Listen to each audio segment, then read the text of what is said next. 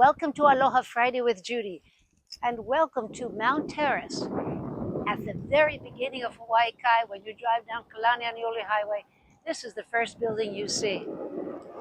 This is a hana hou for us. We were here about a year ago, but I thought it was worth another visit. Things have happened, things have changed. This 4-decade-old luxury building is still looking pretty lovely, and now it has all new windows. Yes, there was a $100,000 assessment on each unit, but most have paid it off.